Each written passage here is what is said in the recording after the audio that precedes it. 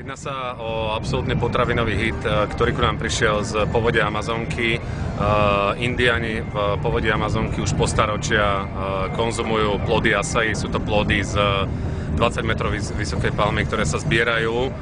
Doteraz bol problém pri komerčnom využití vlastne tohto plodu, ako bobulu zozbierať a použiť ju na bežnú konzumáciu, pretože bobula sa veľmi rýchlo kazí. Ona je tak zdravá, že sa veľmi rýchlo kazí. Má najviac antioxidantov zo všetkých dostupných ovocí. A na tie antioxidanty sa spýtam, lebo to je dosť zaujímavé, čím je prínosné to ovocie, čo všetko zabezpečuje, či už v rámci nejakých metabolických procesov, alebo v rámci ozdravných procesov v tele ženy, muža. Jasné. Ovocie acai je teda známe tým, že podľa tabuľky ORAC, ktorá je taká všeobecne uznávaná, je to ovocie s najvyšším počtom antioxidantov. Sú to násobky ako bežne dostupné iné ovocia. My ovocie acai miešame ešte s guaranou. Guarana okrem povzbudivého účinku, prírodná guarana okrem povzbudivého účinku pôsobí na úbytok hmotnosti.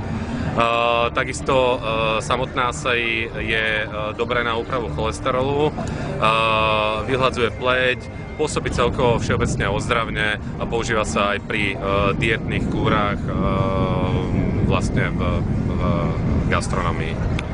Ja som sa dočítal o tejto bobuli, že ona je taká vychytená najmä medzi prominentami hollywoodskými, či už Brad Pitt alebo trebárs Black Eyed Peas, že si ju objednávali do Prahy.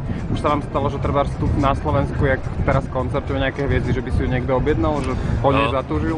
Áno, jedna z požiadavok Black Eyed Peas na koncerte v Prahe bolo, že musia mať bobule acai vo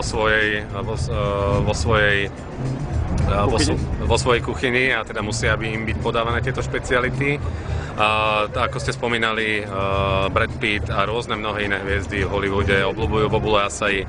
A dôkazom zaujímavosti bobuli acai je, že veľmi známa komentátorka Oprah Winfrey mala vo svojej relácii doktora Perikona, ktorý hovoril o prínosoch bobuli acai, ktorý predstavil vlastne vo svojom knižnom bestselleri Bobule acai.